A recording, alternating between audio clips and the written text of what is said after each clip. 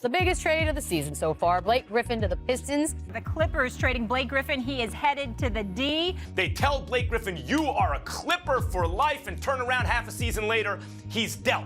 Can we be honest? They didn't want him. They didn't want him. 1 minute, Blake Griffin was leaping over a car at the slam dunk contest, catching lopsided alley-oops from Chris Paul. The next, he simply vanished. Griffin used to be the media darling in Hollywood, but he got wiped from the national landscape by a trade from Los Angeles to Detroit that no one saw coming. The muted second half of his career made him a victim of basketball's fickle fame machine. Then Blake Griffin, out of nowhere, had one of the greatest forgotten seasons by NBA superstar in 2018. Griffin was shipped to Detroit blindsided. Instead of helping Blake find a desirable destination, the Clippers had just chewed him up and spit him out. It was likely due to the fact that the Pistons had been a depressing franchise since the late 2000s. They hadn't won a playoff series since 2008. Griffin's injury-riddled body also seemingly betrayed him. He was no longer the posterizing bully and high-flying acrobat he used to be.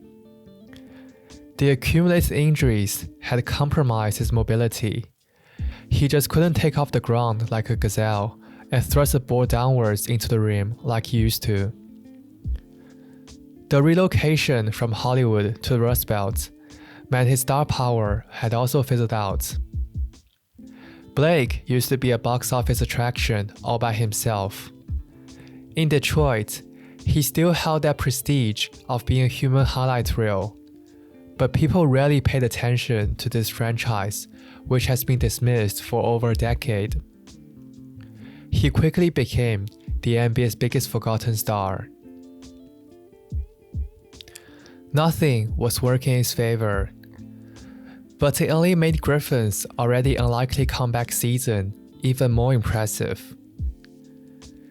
He broke so many career records during the 2018-19 season. Career high in scoring average of 24.5, most game played since 2013.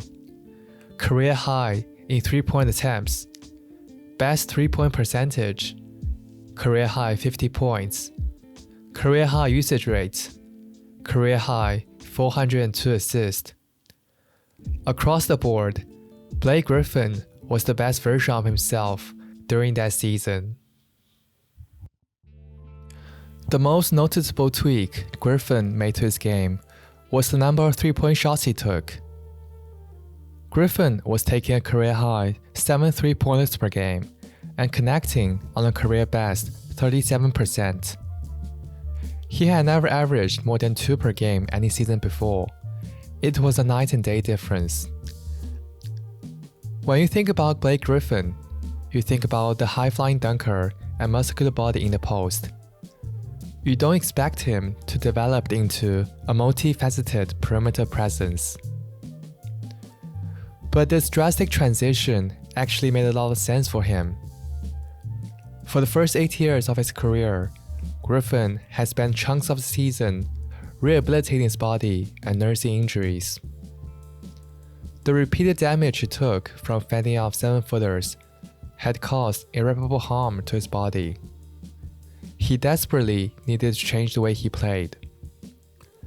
The addition of the long ball was a logical conclusion, and it helped tremendously. In 2018, Griffin made 75 regular season appearances, his most since 2013. Nothing great has ever come easy.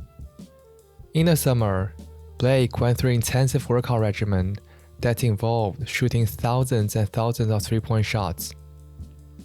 In a weird way, Griffin should have been the most improved player that season. On top of that, he didn't lose the element of bully ball in his game. It was still his go-to. The perimeter shooting just made him virtually unguardable. The Pistons version of Griffin is better. he's more complete. He was a point guard with the ability to command an offense stuffed into a 6'10", 250 pounds frame.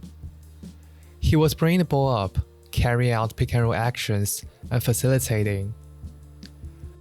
Griffin's ball handling had always looked a bit stiff and uncoordinated, but it worked.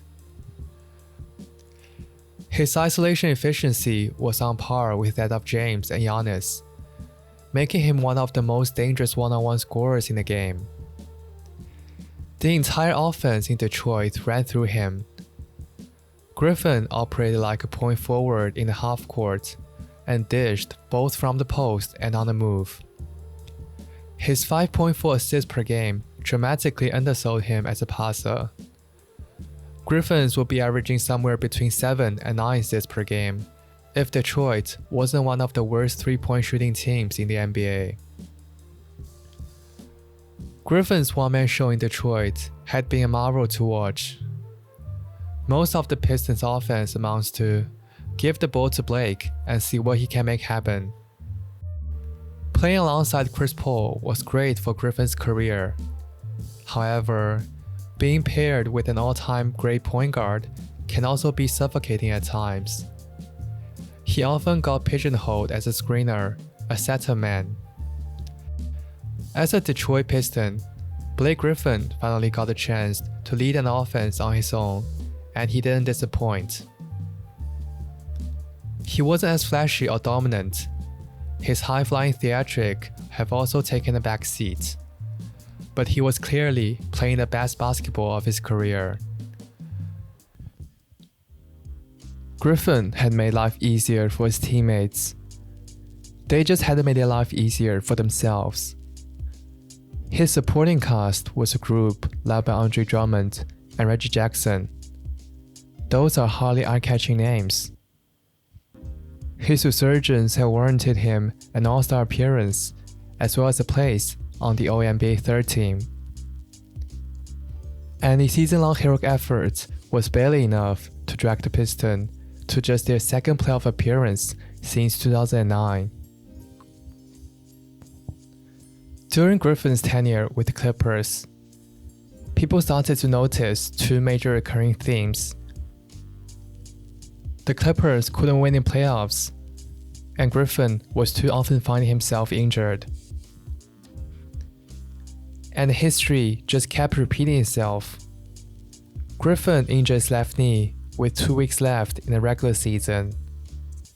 It turned out that he had a torn meniscus, an injury often correlated with overusage. The Pistons matched up against the Milwaukee Bucks in the first round of playoffs. Blake Griffin missed the first 2 games, but returned to action in Game 3 despite being undermined by his injured knee. Griffin looked hobbled and played through the pain. Fans were holding their breath in fear that he had re-aggravated his injury. No matter the odds, he was determined to come away with at least one win against the almighty Bucks. In Game 3, he poured on 27 points, 7 rebounds and 6 assists on 41.7% shooting, while holding Giannis to just 14 points. And he did all of it on one leg. But the sheer dominance of Milwaukee was too much to overcome. They eventually fell to them in a sweep. In the end though, Griffin's fearless heroics came at a cost. He never truly recovered from that knee injury for the rest of his career. He looked like a shell himself in the following season before undergoing a knee surgery later that year. It was his second knee surgery in 8 months. Blake Griffin, who seemed superhuman once upon a time, was fading. That injured left knee had become his kryptonite. Left knee, right knee, a torn quad, back spasm, his big right toe. Injuries just kept piling on him. Eventually, it became too much to overcome. Blake Griffin announced his retirement in April 2024. His injury-riddled career was not the one we're looking for when he first burst onto the scene in 2014. He was never able to stay healthy, and he didn't play enough meaningful games to be remembered as an NBA legend. But his 2018-19 season remains one of the most overlooked seasons in NBA history.